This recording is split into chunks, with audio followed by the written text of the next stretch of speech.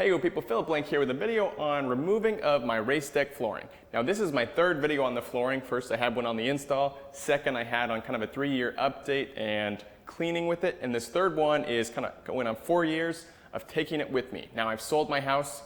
I put on the table if they wanted to pay cash, we could negotiate for this flooring. They decided not to, so with that in mind, when I invested in this, I'm going to be taking it with me straight to the next house. Now I've not seen many videos on somebody completely removing and taking with and then installing in their next one, so I wanted to give you guys a feel of what it's like.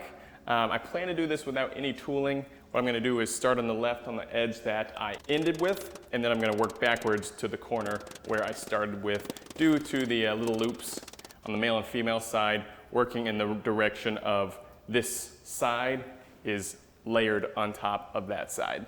Now one big thing to note is I have a trailer. So I'm going to try and keep this in as large sections as I possibly can. It's a 6x10 trailer, I believe. So I'm going to be doing 6 blocks wide. So I'll come over here and count 6 backs, and then I'll probably just do maybe another 8 forward, 8 foot, so that I can easily manipulate, and we'll see how heavy these are to slide up on into the trailer. So I pull all my things out, did a light blow, and then let's go ahead and give it a go. Now in the corners I've got some dirt here. I have it pretty cut right in flush. There's a couple of debris, some stuff stuck in there. I'm just gonna put my hand underneath, peel back. So my half tile, we got 1, 2, 3, 4, 5, 6. Come in here, start tearing. Let's see what's the best way to get on this first section, I think.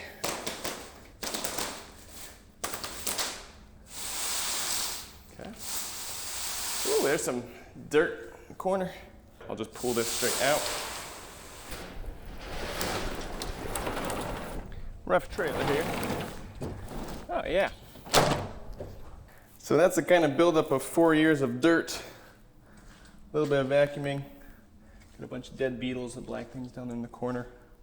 And this is the area that was under cars. You can see where some of the tire drip was. Now something I said in my last video, and I think stands true, is that epoxy does not directly impact the value of your house. The curb appeal does go up, but for example, on my asking price, we went based purely off of the square footage of the house compared to the comps and the quality and fit of the current house. I'm gonna take that out since I'm stuck. So with that, if I would have put my 3 to 5 to 7 grand in here to the epoxy of this garage, going by the cost per square foot, we had our house on the market for about a month, and we had 2 offers, kind of battling it out in that time. They were both right below asking. Something like an epoxy floor would not have just said, oh, the house goes up $5,000 worth of value. And we saw that directly, same what our realtor said, of that it being a fully finished garage does incentivize a little bit, but they were comparing us to the houses in the neighborhood saying, hey, they're at X cost per square foot.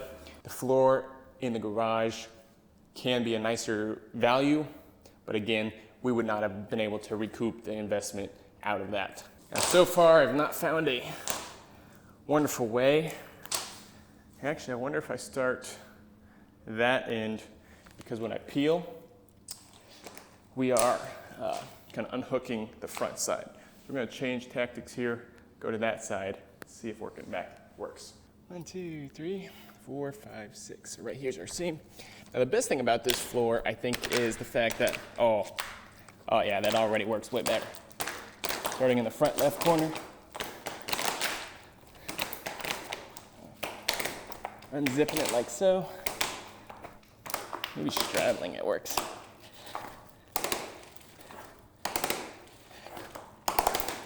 This isn't that hard. It is pretty hot out though. But the best thing about this floor is I am not unhappy that I have to bring this with me at all. It's been excellent for me. 1, 2, 3, 4, 5, 6. Split it right here in the middle. And I am completely fine that the buyer didn't want to take it with them.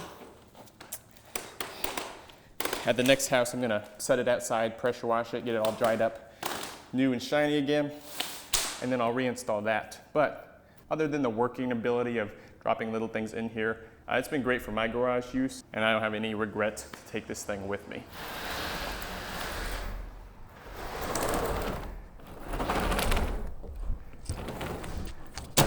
These dark stains and spots were here before I moved in, actually, and that's one of the reasons I wanted to cover it up, as you'll see the after, how rough this garage floor looked compared to when you have it fully covered up and finished like this.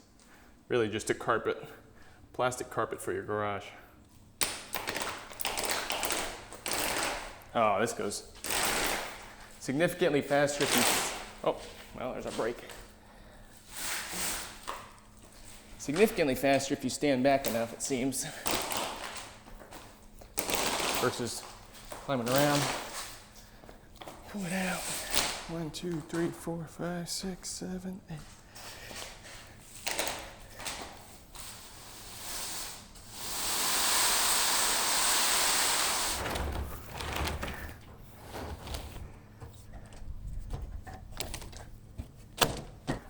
Wow, look at that. Now, epoxy floors are awesome. I love epoxy flooring, but they are expensive. Look at the difference of the dirty floor, 3 years of debris built up in there, 4 years, versus that. Okay, so my last two sections here, we've got 1, 2, 3, 4, 5, 6, 7, 8. Split it here.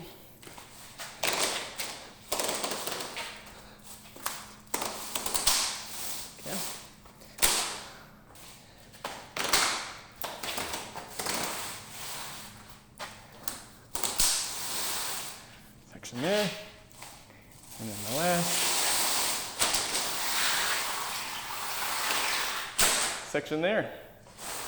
It glides very easily for the 6x8 sections.